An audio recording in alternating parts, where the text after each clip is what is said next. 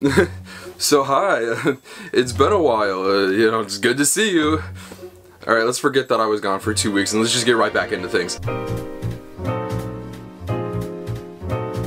Hey, what's up everyone, it's me, SpeedSuperSonic, bringing you guys another video. In this video today, we are back talking more about Sonic Movie 3, but that's the big thing with today's video, is that this is really a discussion piece and talking about really community discourse and my personal opinions right now, because there's no news to talk about and this discussion ties into that. There isn't really anything to discuss in regards to Sonic Movie 3, and it seems like even when there hasn't been official news dropped by Paramount or leaks or reports coming out, there's at least been stuff to talk about. Not really the case as of late though. We are now in the midst of July, actually approaching the end of July, when we were expected to get a Sonic Movie 3 trailer, and there's still nothing particularly in sight right now. We knew that Despicable Me 4 was going to be a long shot because of how early it was into the month, that it wouldn't have proper time for a trailer to drop before that, so ours were released on Comic-Con, and we have now seen Comic-Con's schedule, and there's really nothing that points towards Sonic Movie 3 having a presence there, unfortunately. That's of course not saying that there's not going to be a Sonic Movie 3 panel, or that it's like going to pop up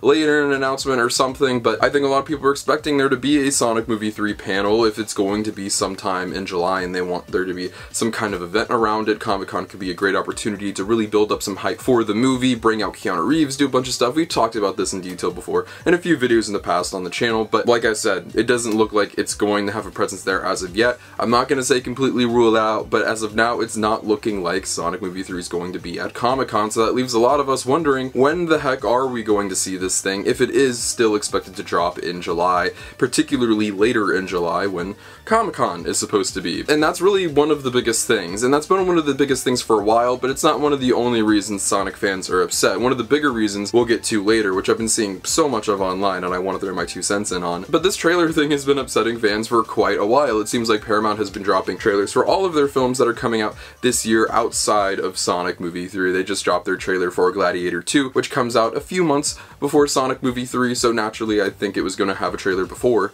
Sonic Movie 3. And usually that's kind of the cycle at this point. Whenever Paramount drops like any kind of promo for one of their movies that's coming out that isn't Sonic Movie 3, it's always like, okay, this is cool, but where's Sonic Movie 3? A lot of these, some of them make sense because they come out before. Sonic Movie 3 comes out dang near at the very end of the year, so naturally it's going to have its material, marketing, and trailers and all of that released later than these other films. Needless to say, fans have been quite impatient for this for a while. I think we were expecting to see a trailer. A lot of people were really anticipating it to happen in like May of this year, which seems crazy in retrospect. At this point, June came and went, and here we are in July, where I still expect to see something, but maybe in a different form than what we initially expected. I think we could very well see this trailer drop casually, randomly. Paramount might announce it, like, hey, we're dropping the trailer tomorrow, and it's just gonna drop on YouTube at some point. We'll see. But I really think that this trailer could just drop really at any point now. I'm not sure if they're gonna save it for an event. I'm not sure if there's a big thing that will be going on where they're gonna show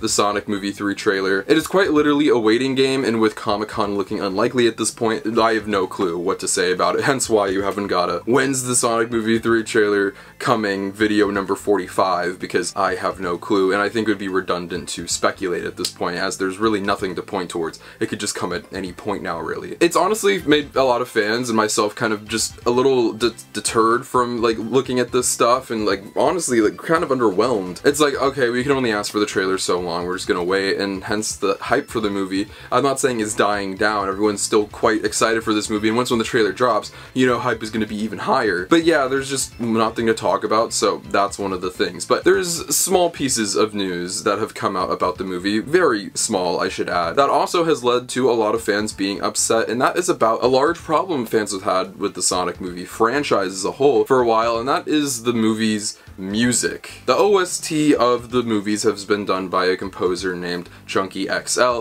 I've been a big fan of some of his work. I loved his work on Mad Max Fury Road, for instance. Even though I don't like Batman v Superman, I think the score for that movie is actually quite good. I think he is a superb composer and does a lot of great work with his electronic orchestration, everything. I really am a big fan of his work. So when I heard that he was going going to be doing stuff for Sonic, I was quite excited, and while I don't think the Sonic movie scores are anything to write home about, I also don't think they're terrible and that they're bad scores, because these are movies after all. And when it was announced that he'd be coming back for Sonic Movie 3, there was, you know, mixed reactions. There was like, okay, I don't really like this, and there's all of this, but one of the biggest reasons for that is because a lot of fans want to see the game music in the movies, and I can definitely see that. I definitely think there could be more of an homage paid to the music from the games put in the movies, and there has been that in the form of, you know, a piano rendition of Green Hill, or a slight callback to the drowning music in Sonic 2. But I think we can all agree it's not in abundance, and there aren't too many Sonic music tracks in there, and I think you've seen this build as Sonic music has been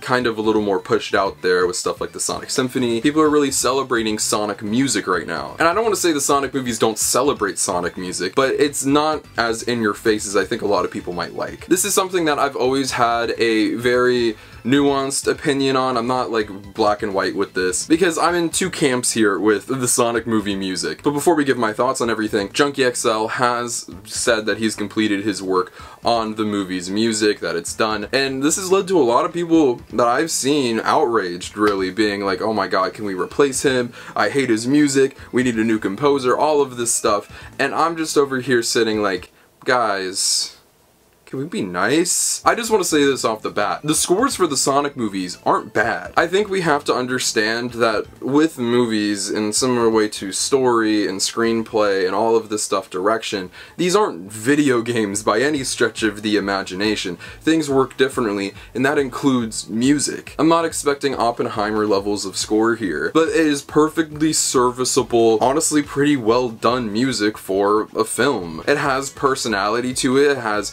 variation in its sound, where it is able to, like I said, balance stuff like the orchestration and electronic music and do all of this different stuff that I think has worked for the movies in a large part. We also have to remember that these are, you know, comedy family films, and there's only really so much you can do with certain scenes that are in that comedic live action, you know, realm. Like when Tom and Maddie are talking about the hijinks Knuckles is up to, for instance, I'm not expecting this high energy orchestration here. I'm expecting some casual music, if any. With a game, it's high energy, it's fast paced, so naturally you're going to have that music that, you know, reflects that. In a movie, however, you have a lot of downtime. You have more somber moments, low-key moments, moments where there shouldn't be music at all. Game music and movie music work very differently, and this applies when it comes to instrumental pieces, this applies when it comes to vocal pieces as well, which, if you guys, I'm sure, are aware, have not been in the Sonic movies at all, and I think that is for good reason. I think I've made my opinions very well known on my like Crush 40 takes and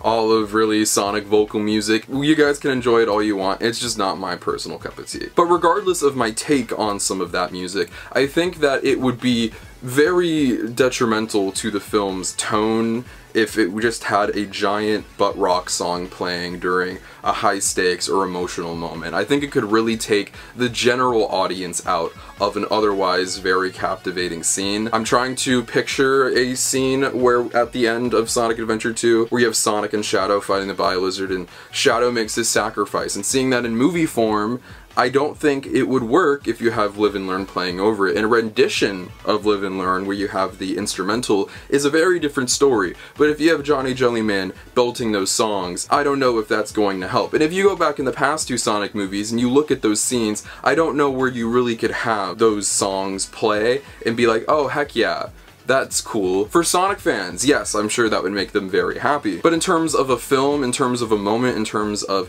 trying to convey an emotion, which is what a film is, I don't know if it would succeed in that sense. I do think that we'll probably get more Sonic-esque music in 3 than we've received. It's been said by the head of Crush 40, Johnny, that there is going to be Live and Learn in some form or fashion in the film, and that seems to be the only one. And we saw that Live and Learn had a rendition in the teaser, like, title reveal trailer for Sonic 3. I'm sure we'll see that pop up in the movie. Maybe it will, maybe it won't. We'll see. I'm sure that would upset fans if it's not, but I'm pretty confident in saying that I will at least see a rendition of Live and Learn. But if you're expecting Sonic to grind down the streets of San Francisco with City Escape, the song, the vocal song playing in the background, I don't think we'll see that. We do have to remember that these movies are made for general audiences, and while yes, they are trying to appease fans and make fans happy, there's millions of other people people that are going to watch this movie that are going to be kind of turned off by this random song they've never heard of playing in the background of a scene. I'm not saying there's no good Sonic music, I'm not saying Sonic music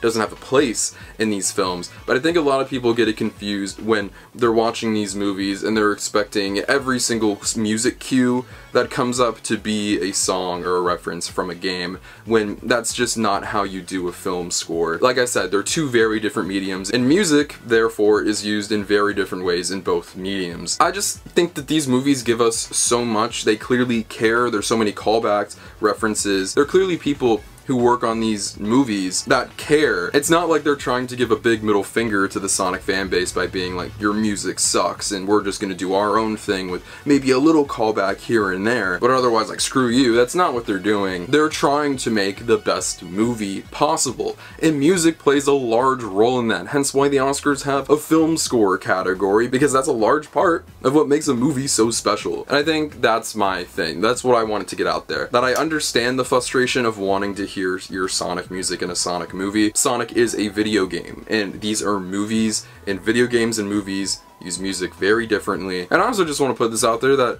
I don't think that his music is bad. I like Junkie XL's scores for these movies, and I'm sure he's gonna do a good job with Sonic Movie 3. And honestly, I think Sonic fans should just take happiness and solace in the fact that we're at least going to get some form of live and learn in the movie, regardless of how it goes down and how it's used. But of course, we'll have to wait and see. But those are some of the biggest things that have been driving the fan base crazy as of late in regards to Sonic Movie 3. I wanted to talk about it, I wanted to give my thoughts out, especially because I haven't made a video in so long. This is really where I pass it off to you guys and ask what you guys think about these Sonic movie controversies. What do you think about the trailer taking so long? What do you think about the score? Let me know in the comment section down below. I'd love to know what you guys have to say. Feel free to follow my social media links, my Twitter and Instagram in the description below. You can follow those by seeing my life feature content and all things Sonic the Hedgehog. If you're looking for a way to support the channel, you become a channel member, get your name at the end of every video. You can also join our Patreon behind the scenes and early look at videos. But most importantly, if you're not subscribed, make sure you're subscribed. This is the number one station on YouTube for all things Sonic. Whether it's video games, TV shows, movies, comics, merchandise, and more,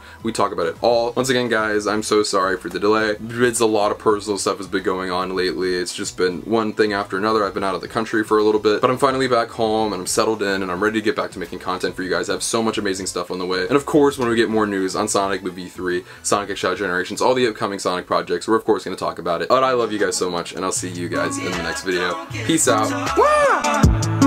And be right by the motherfucking seaside, dog. Everything I see, I got a dream. I thought these leaves would go and take me out the dark. I know everything I wanted to fall away.